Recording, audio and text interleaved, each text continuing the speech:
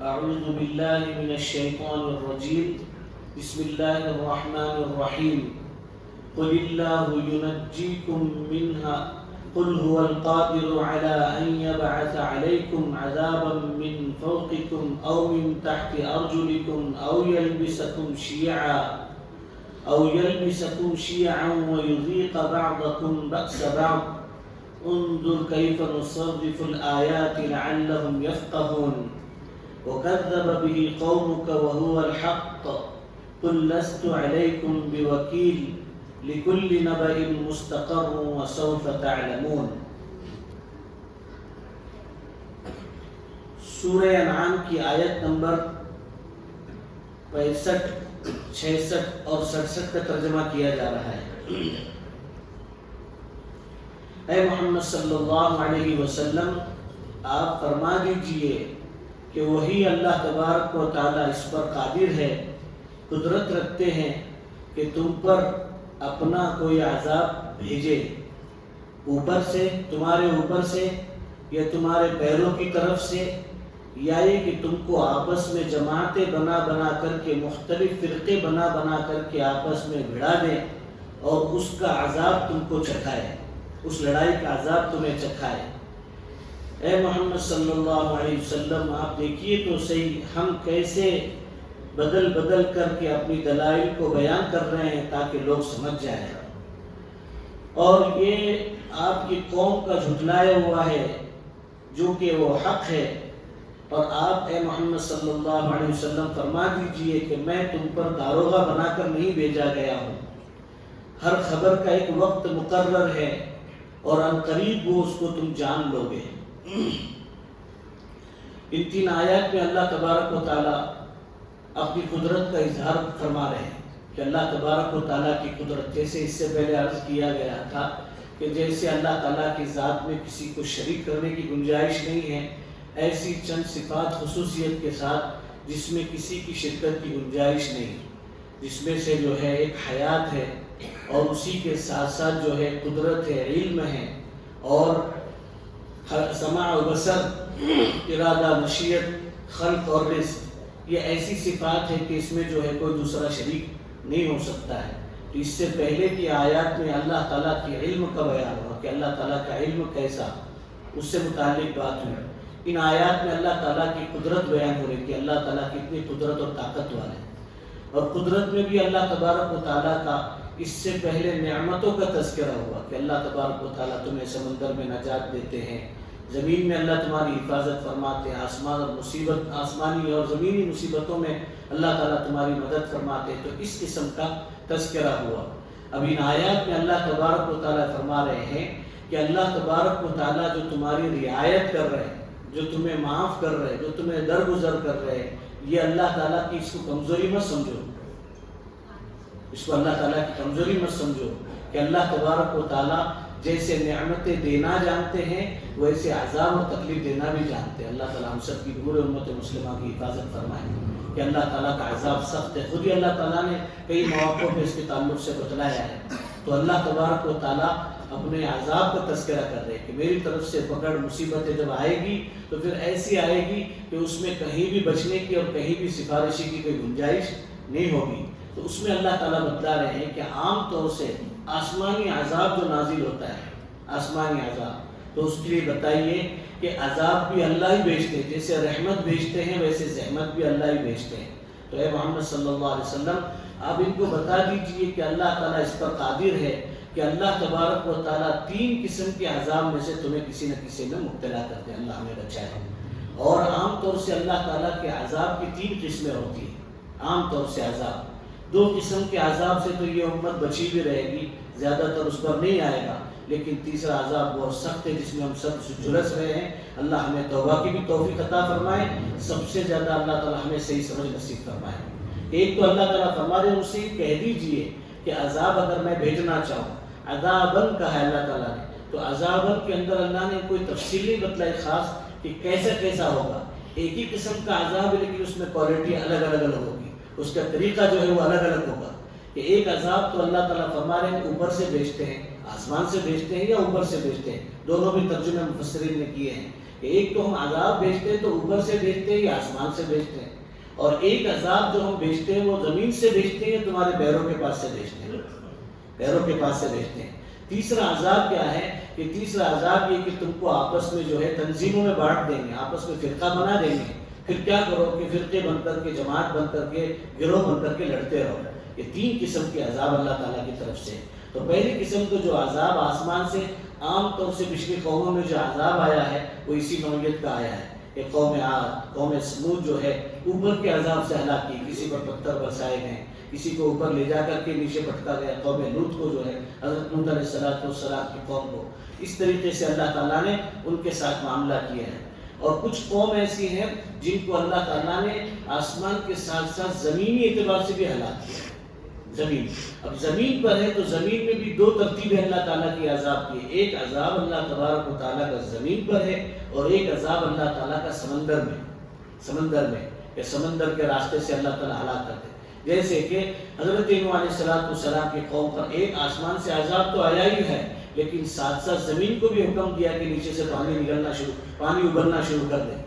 تو نیچے سے بھی وہ عذاب آ رہا ہے۔ اور ایسے ہی فرعون کو اور اس کی قوم کو اور اس کے لشکر کو جو اللہ نے ہلاک کیا ہے وہ سمندر کے راستے سے ہلاک کیا ہے۔ اللہ تعالیٰ بتا ہے کہ ہمارے یہاں عذاب کی ایک ترتیب یہ بھی ہے کہ ہم جو ہے اوپر سے بھی نیچے سے بھی ہم جو ہے ہلاک کرتے ہیں۔ ایسے ہی قارون کو جو ہے ہلاک کیا اللہ نے، زمین پر رہتے ہوئے اس کو ہلاک کیا اللہ تبارک و تعالیٰ نے، کہ زمین پر رہتے ہوئے زمین کو جو ہے پیروں تلے جو ہے اللہ تعالیٰ نے اس کو جو ہے ہلاک کیا ہے۔ تو عذاب کی دوسری شکل ہماری یہ ہے کہ ہم پیروں کی طرف سے، بعض مفسرین نے خاص کر کے حضرت عبداللہ بن عباس رضی اللہ تعالیٰ عنہ اور دیگر مفسرین کی رائے ہے کہ اوپر سے اور نیچے سے کا ترجمہ ایک یہ ہے جو دوسرا ترجمہ بھی کیا جا رہا ہے۔ ایک تو یہ کہ اوپر کا مطلب یہ ہے کہ جیسے تمہارے اعمال ہوں گے اس کے اعتبار سے اللہ تبارک و تعالیٰ تم پر فیصلے فرمائیں گے۔ جیسے کہ عربی کا ایک مشہور مقولہ ہے، حدیث تو نہیں ہے، کہ اعمالکم عمالکم، جیسے تمہارے اعمال ہوں گے ویسے تمہارے بارے میں اللہ تبارک و تعالیٰ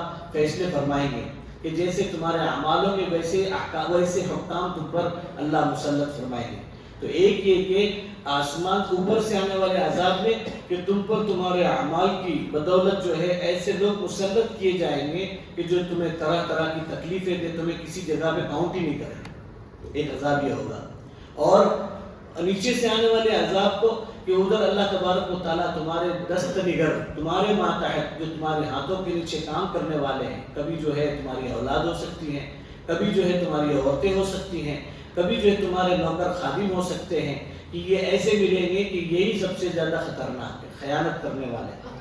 اور جو ہے تمہارے جان اور مال کے دشمن یہی لوگ ہوں گے۔ یہ کیوں ہوگا؟ تمہارے عذاب کی، تمہارے اپنے گناہوں کی وجہ سے، تمہارے اپنی گندگی کی وجہ سے۔ حضرت سفیان ثوری رحمۃ اللہ علیہ فرماتے ہیں کہ ہاں یہ باتیں بالکل اپنی جگہ پر سچ اور حق ہیں، میں نے تو یہاں تک اپنا تجربہ کیا ہے، خود فرماتے ہیں میں نے اپنا تجربہ کیا ہے، جب مجھ سے اللہ کی نافرمانی والا کوئی کام ہو جاتا ہے تو میں اس کا اثر اپنے گھر کے لوگوں میں تو دیکھتا ہی ہوں، لیکن وہ جانور جو میرے لیے جس پر سواری کرنا ہوتا ہے اور وہ جانور جو میرا سامان اٹھائے پھرتے ہیں، جیسے پہلے زمانے میں گدھوں کے اوپر جو ہے سامان لادے لے کر کے لایا جاتا تھا اور ادھر سے ادھر پہنچایا جاتا تھا، تو میں ان کے اندر بھی اثر دیکھتا ہوں کہ وہ بھی میرے نافرمان ہو جاتے ہیں، وہ بھی میرے جو ہے حکم کے خلاف کرنے والے بن جاتے ہیں۔ تو یہ جو ہے اللہ کے نبی علیہ السلام کے ذریعے سے قیامت تک کے آنے والوں کو بتلایا جا رہا ہے کہ یہ دو قسم کے عذاب تو پچھلی قوموں میں ہو گئے۔ تیسری قوم کا جو مسئلہ ہے، تیسرے عذاب کا جو مسئلہ ہے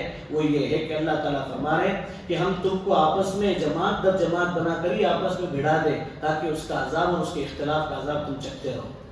عبادتیں کرتا رہے گا انسان، لیکن عبادتوں کے اندر بھی اندر بے چینی اس کی رہے گی، انہوں نے کیا کہا وہ کیا کر رہے ہیں، انہوں نے کیا کہا وہ کیا کر رہے ہیں، انہوں نے کیا کہا وہ کیا کر رہے ہیں۔ تو عبادتوں کے اندر بھی جو ہے انسان اس قسم کی لعنت کے اندر مبتلا ہو جاتا ہے۔ یہی وجہ ہے کہ اللہ کے نبی علیہ السلام نے ایک موقع پر فرمایا لا ترجعوا بعدی کفارا، لا ترجعوا بعدی کفارا یضرب بعضکم رقاب بعض، کہ میرے بعد جو ہے اور کما قال صلی اللہ علیہ وسلم، میرے بعد تم جو ہے ایک عمل کے ذریعے سے کافر مت جانا، کافر مت بن جانا۔ ایک عمل ایسا ہے جو تم سب کو کافر بنا دے گا، اللہ ہم سب کی حفاظت فرمائے۔ اور اللہ بہت توبہ کی توفیق عطا فرمائے، مرنے سے پہلے اس سے اللہ تعالیٰ ہمیں رجوع کی بھی توفیق عطا فرمائے۔ اچھے دیندار بھی جو ہے اس میں جھلس چکے ہیں، کم سے کم ذہنیت تو اس قسم کی بن چکی ہے کہ یہ ہمارے نہیں، یہ ہمارے نہیں، یہ ہمارے نہیں، اور یہ ہمارے نہیں، یہ نہیں چلے گی، یہ نہیں چلے گی۔ اور اس کا اثر یہ ہے کہ اللہ کے نبی علیہ السلام نے فرمایا کہ جو میرے بعد عصبیت پر ایک دوسرے کو بلائے، عصبیت پر اپنی اپنی پارسلٹی کی ہوئی ہے، اس پر اگر کسی کو بلائے تو حشر کے میدان میں وہ میرے دیدار سے محروم رہے گا۔ اللہ ہماری حفاظت کرے۔ اتنی گندی چھوٹی سی چیز ہوتی ہے بعض مرتبہ کسی سے مزاج کا اختلاف، رائیوں کا اختلاف، لیکن اس اختلاف کو ہم جو ہے اپنے آخرت کی بربادی کا ذریعہ نہیں بنانا ہے، آخرت کی بربادی کا ذریعہ نہیں بنانا ہے۔ تو اللہ تعالیٰ، اللہ کے نبی صلی اللہ علیہ وسلم فرما رہے میرے بعد ایک عمل کر کے تم کافر مت بن جانا۔ وہ کیا ہے کہ تم آپس میں لڑ کر کے ایک دوسرے کی گردن مارو، ایک دوسرے کو قتل کرو، ایک دوسرے کو مارو، ایک دوسرے کو ہاف مرڈر کرو، ایک دوسرے کو فل کرو۔ کہ یہ جو کوالٹی ہے نا، یہ جو حرکتیں ہیں، یہ حرکتیں انسان کو کیا بنا دیتی ہے، کہاں تک پہنچا دیتی ہے؟ مجھے تو کہنے کو ڈر لگ رہا ہے کہ انسان کو وہاں تک پہنچا دیتی ہے۔ تو اس لعنت سے اپنے آپ کو بچانے کا بہت اہتمام کرتے رہنا چاہیے، کیونکہ یہ عذابی شکل ہے۔ اس وقت میں اتنی اچھی اور پاکیزہ جگہ بیٹھے ہوں، اگر جذبات یہ ہیں تو اللہ کے عذاب سے وہ پاکیزہ جگہ بچا نہیں سکتی، چاہے حرم شریف میں بیٹھے ہوں، چاہے مسجد نبی میں بیٹھے ہوں، لیکن وہ جگہ اللہ کے عذاب سے بچا نہیں سکتی، کیونکہ اللہ تعالیٰ نے خود اسے عذاب فرمایا ہے کہ تم آپس میں تنظیمیں بن کر، جماعتیں بن کر ایک دوسرے کی گردن مارتے رہو، اور اس کے جو ہے اس لڑائی کے اندر اس عذاب کا مزہ چکھتے رہو۔ کوئی غالب آئے گا، کوئی مغلوب ہوگا، لیکن یہ ہوتا رہے گا۔ پھر آگے اللہ تبارک و تعالیٰ اللہ کے نبی علیہ السلام کے ذریعے سے بتا رہے ہیں کہ اب یہ ایسے موقع پر ہم کیا کریں، قرآن تو سب کی رہنمائی کے لیے آیا ہے، تو ایسے موقع پر جو ہے جو بھی اختلاف ہو رہے ہیں، اگر وہ قرآن اور سنت کی روشنی میں، قرآن اور حدیث کی روشنی میں اگر وہ اختلافات ہیں، تو اس کی جو ہے حیثیت کو دیکھ کر کے اس وقت میں جو ہے، چونکہ ہم تو اتنا تفصیلی جانتے نہیں ہیں، ہمارے بڑے جو ہوں گے وہ وہی کریں گے، جو کہیں گے وہ کریں گے، تو اس موقع پر جس کو ہم قرآن سنت کی روشنی میں متقی سمجھ رہے ہیں، اس کے فیصلے پر اس درجے کا تو عمل کیا جائے گا جس درجے پر ہماری آخرت نہ بگڑے، ہماری آخرت برباد نہ ہو، ہمارے عمل ٹھیک ہو جائے۔ لیکن جب وہ بڑا یا وہ عالم یا وہ مفتی اگر ہمیں جو ہے ان چیزوں کا حکم دے رہے جن چیزوں کو اللہ اور اس کے رسول نے صریح حرام کر دیا ہو، منع کر دیا ہو، وہ اگر کرنے کے لیے کہہ رہے ہیں تو ان کی باتوں پر عمل نہیں کیا جائے گا۔ جیسے ان اختلافات کی حیثیت صرف اتنی ہوتی ہے جیسے ہمارے یہاں علاج و معالجے کے بارے میں، مقدمہ لڑانے کے بارے میں جیسی حیثیت ہوتی ہے، ویسی حیثیت ان اختلافات کی ہوگی۔ کہ جیسے ڈاکٹر دنیا میں کم ہیں، ڈاکٹر کتنے سارے ہیں، ہر ایک کے اللہ نے روزی روٹی کا انتظام کیا ہے، اور ہر آدمی کو اپنا ڈاکٹر ہی بالکل پرفیکٹ لگتا ہے کہ میرا ڈاکٹر جو ہے نا اس کو ایک مرتبہ بتاؤ، میرا ڈاکٹر، آپ کے ڈاکٹر سب جو بھی ہے وہ ہے، لیکن میرا ڈاکٹر جو ہے وہ اصل ہے۔ تو اللہ نے روزی کو تقسیم کس بہانے سے کیا ہے؟ تو جیسے ڈاکٹر ہمارے یہاں مختلف ہونے کے باوجود بھی ہم اسی سے علاج کراتے جس کو ہم جانتے ہیں۔ کہ بعض دفعہ تو ایسا ہوتا ہے، بڑا لکھا آدمی ہوتا ہے تو ڈاکٹر کی ڈگری چیک کرتا ہے، کیا ہے MBBS ہے، کیا ہے، وہ سب اس کی ڈگری اس کی جو ہے وہ کوالٹی چیک کرے گا۔ اور ہمارے جیسے میرے جیسا ان پڑھ اگر ہوگا تو وہ دیکھے گا کہ تجربہ کیسا ہے۔ اگر تجربہ اچھا ہے تو پھر لال پیلی کالی پیلی دوا کے اندر ہی اپنی شفا کا کام ہو جاتا ہے۔ اور اب تو اتنے ماہرین ماشاءاللہ، ڈاکٹر سے زیادہ پیشنٹ اتنے ماہر ہے کہ پتہ ہے کہ میرے کو کن کن دواؤں سے نفع ہوتا ہے۔ تو اب ڈاکٹر کو یہ نہیں بولتے ہیں کہ میرے کو بیماری کیا ہوئی ہے، یہ نہیں بولتے، بلکہ اس کو بولتے ایک کالی، ایک پیلی، ایک لال اور ایک سفید، 4 گولی بھیج کے دے دینا، کیونکہ تجربہ اس کا ہی ہوا ہے کہ ہمیشہ یہی 4 گولی کے اندر اپنا کام چلاتے پوری بیماری کا۔ تو کسی گولی سے نیند اچھی آتی ہے، کسی گولی سے درد ختم ہو جاتا ہے، کسی گولی سے کچھ اور ہو جاتا ہے۔ تو عام طور سے یہ ہوتا ہے۔ وکیلوں کے اندر وکیل دنیا میں بہت سارے ہیں، تو اختلافات تو ہوتے رہیں گے، اور ہر آدمی اپنی رائے کو ہی اچھا سمجھتا ہے۔ یہ انسان کی بہت بڑی کمزوری ہے کہ ہر آدمی اپنی تحقیق کو ہی آخری تحقیق سمجھتا ہے۔ تو اس اعتبار سے جو ہے یہ سب لڑانے بھڑانے کا کام کرتے رہیں گے۔ تو ایسے موقع پر ان اختلافات کی حیثیت اتنی ہی ہو جتنی حیثیت ان اختلافات کی وجہ سے۔ کبھی یہ سوچا کہ بھائی وہ وکیل کی ٹیم نے یہ وکیل کی ٹیم سے لڑائی کی، وہ ڈاکٹر کے ماننے والوں نے اس ڈاکٹر کے ماننے والوں پر حملہ کیا، تو یہاں تو یہ نہیں ہوگا۔ ایسے ہی جو ہے دین کے معاملے میں ہم جس کو معتبر سمجھ رہے ہیں، جب تک وہ حق کی اور سچ کی بات کرے، سیرت نبوی کی بات کرے، تب تک تو اس کا اتباع کیا جائے۔ جہاں وہ سیرت نبوی سے ہٹ کر بھی کوئی اگر لفظ کشائی کرے یا ایک لفظ کشائی کرے، تو ایسے موقع پر ان کی باتوں پر عمل نہ کرنا ثواب ہے، نہ کرنا ثواب ہے۔ بہت تفصیل سے مولانا مفتی شفیع صاحب رحمۃ اللہ علیہ نے بھی اس کو لکھا ہے اپنے معرفت القرآن کے اندر، بہت تفصیل سے اس مضمون کو، اور دیگر تفاسیر کے اندر بھی بہت تفصیل سے مضمون بیان کیا گیا ہے۔ اسی لیے جو ہے اس کا احتیاط۔ اب جو ہے ایک موقع پر اللہ کے نبی صلی اللہ علیہ وسلم نے فرمایا اختلاف امتی رحمت، میری امت کا اختلاف رحمت ہے، میری امت کا اختلاف رحمت ہے۔ تو کون سا اختلاف رحمت ہے؟ وہ اختلاف جو قرآن و سنت کی روشنی میں تو کیا جا رہا ہو۔ اختلاف تو ہے،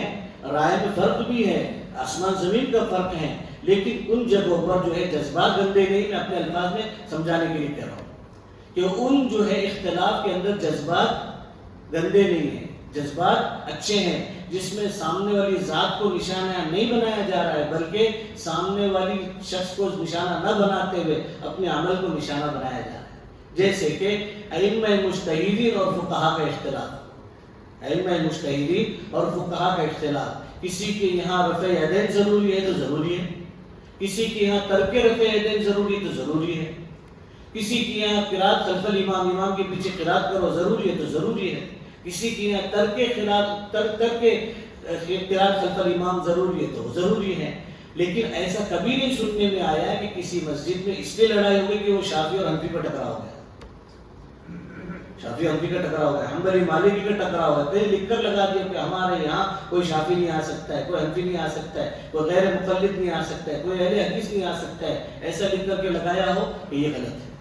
یہ غلط ہے۔ تو وہ اختلاف جن اختلاف کی بنیاد قرآن و سنت اور اجماع تو ہو، اجماع بھی ہو، لیکن ان کے اندر جو ہے ایسا اختلاف کے اندر کے جذبات بھی گندے بن رہے ہو کہ نہیں دیکھیں گے اب اس کے بعد ایسا۔ کہیں آپ نے سنا ہو پوری فقہ کی تاریخ میں کہ کہیں جو ہے آپس میں ان کا مناظرہ اس لیے ہوا ہو، ان چیزوں کی وجہ سے ہوا، وہ اختلاف جو قرآن و سنت اور اجماع کی روشنی میں تو ہو، لیکن آپس میں جذبات گندے نہ ہو، اپنے اپنے دلائل کو انسان پیش کرے، اور ہر فقہ کے ہر امام نے، ہر مجتہد نے، اور ہر وہ جو شخص جس نے جو ہے فقہ کے لائن سے جو بھی محنت کی ہے، ان کا سب سے پہلا اصول یہ رہا احتمال عن الخطا، کہ ہم حق پر تو ہیں لیکن خطا کا احتمال ضرور ہے، ہم سے غلطی ہو سکتی ہے، ہم سے غلطی ہو سکتی ہے، ہم سے غلطی ہو سکتی ہے۔ تو ایسا اختلاف جس اختلاف کے اندر جذبات ٹھیک ہو اور عمل بھی ٹھیک ہو، تو وہ تو رحمت بن سکتا ہے، اور وہ رحمت بنتا آیا ہے، قیامت تک رحمت رہے گا، قیامت تک رحمت رہے گا۔ لیکن جن اختلافات کے اندر جو ہے قرآن و سنت کی بنیاد ہٹی ہوئی ہو، قرآن و سنت کی بنیادیں ہٹی ہوئی ہوں، اور اسی کے ساتھ ساتھ جو ہے اندر کے جذبات بھی گندے سے گندے ترین ہوں، اور گندے جذبات ہو، تو ان جذبات کی کوئی حقیقت نہیں، اور وہ جذبات جو ہے اور وہ اختلاف سے ہٹنا اور وہ اختلاف کرنا، یہ خود ایک حرام عمل ہے، ایک حرام عمل ہے، چاہے وقت پر انسان ابدال کے مقام پر پہنچ جائے یا اور کسی اور مقام پر پہنچ جائے، لیکن یہ جذبات ہے تو اول اللہ تعالیٰ وہاں تک پہنچاتے ہی نہیں، اول تو اللہ تعالیٰ وہاں تک پہنچاتے ہی نہیں، اور اگر پہنچ بھی گئے کسی طریقے سے، اگر مشہور ہونے کے اعتبار سے، تب بھی اللہ تعالیٰ کے مقبولیت اس پر نہیں ملے گی، بلکہ مردودیت کا اعلان اس آیت میں کیا جا رہا ہے۔ اللہ ہم سب کی حفاظت فرمائے کہ اللہ تعالیٰ فرما رہے ہیں کہ جو ہے تیسرا عذاب، اور مفسرین نے اس کو وضاحت کے ساتھ لکھا ہے کہ اللہ کے نبی علیہ السلام کی دعاؤں کی برکت سے یہ قوم عاد اور قوم ثمود کی طرح جو ہے ہلاک تو نہیں ہوگی، اس سے تو بچ گئی، لیکن اس قسم کی جو اختلاف کے بارے میں جب اللہ کے نبی علیہ السلام نے دعا بھی مانگی ہے تو اس موقع پر اللہ کے نبی علیہ السلام کو منع کر دیا گیا کہ نہیں، یہ نہیں ہوگا، یہ مت مانگو، یہ نہیں ہوگا، باقاعدہ اس کی تفصیل کا موقع نہیں ہے، ورنہ باقاعدہ احادیث سے رسول علیہ السلام نے اس قسم کے واقعات نقل کیے گئے ہیں باقاعدہ کہ اللہ کے نبی علیہ السلام اس قسم کی دعا مانگ رہے تھے، چونکہ بتایا گیا تھا کہ آپ کی امت میں یہ سب ہونے والا ہے، یہ سب ہونے والا ہے۔ تو جب یہ مانگ رہے تھے کہ میری امت میں ایسا نہ ہو، تو اتنا تو قبول ہوا کہ ایک ساتھ پوری کی پوری امت کو ہم ہلاک نہیں کریں گے، چاہے سیلاب کے ذریعے سے، چاہے آسمانی مصیبتوں کے ذریعے سے، ایک ساتھ تو پوری کی پوری امت ہلاک نہیں ہوگی، لیکن اتنا ضرور ہوگا جہاں کہیں رہے گی یہ اختلافات کے ساتھ ہی رہے گی۔ اللہ ہماری بہت حفاظت فرمائے، بہت اللہ تعالیٰ علم نافع ہم سب کو عطا فرمائے، عمل صالح اللہ ہم سب کو عطا فرمائے۔ تو آگے اللہ فرما رہے کہ ایک ترجمہ اے محمد صلی اللہ علیہ وسلم آپ دیکھیے تو صحیح، اور ایک ترجمہ قیامت تک کے آنے والے مخاطب کا ہے کہ آپ دیکھیے تو صحیح کہ ہم کیسے بدل بدل کر کے اپنی نشانیوں کو اور اپنے دلائل کو بیان کرتے ہیں تاکہ وہ سمجھ جائے۔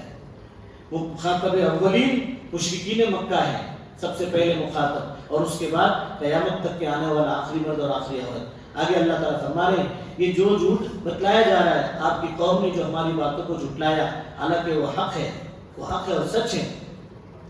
تو بار بار جو ہے یہ قوم مشرکین مکہ یہ کہتے تھے نا بار بار کہ جو ہے کہ یہ آپ عذاب کے بارے میں آپ سچے نبی ہیں تو آپ عذاب لا کر بتاؤ نا، عذاب لا کر کے بتاؤ نا، تو ہم کو ایک کوالٹی تو بتاؤ۔ اور باقاعدہ آپس میں تذکرے کرتے تھے کہ کچھ نہیں، محمد صلی اللہ علیہ وسلم جو کچھ بھی بولتے جھوٹی دھمکیاں ہیں،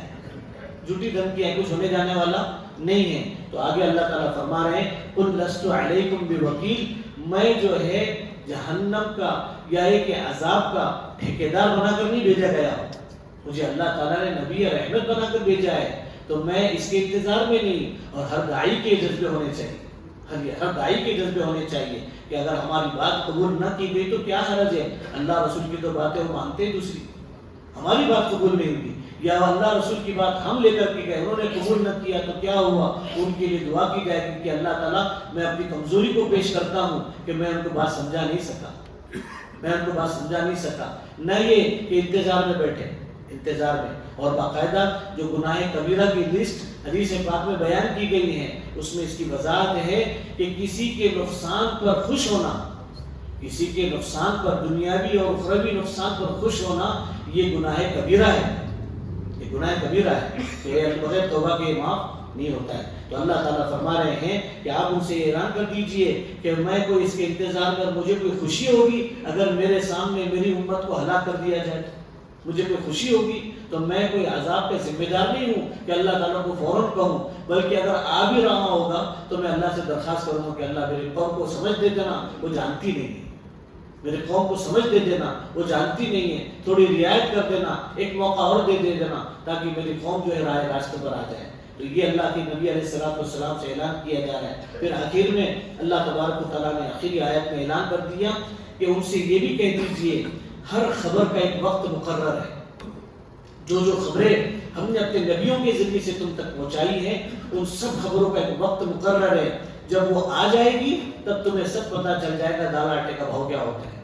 کہ کس طریقے سے اللہ تعالیٰ پکڑتے ہیں اور کس طریقے سے اللہ تبارک و تعالیٰ پھر جو ہے اپنی اس قدرت کا اظہار کرتے ہیں جس کو اللہ تعالیٰ نے عذاب کہا ہے۔ اللہ تعالیٰ کا اس باتوں پر ہمیں عمل کی توفیق عطا فرمائے۔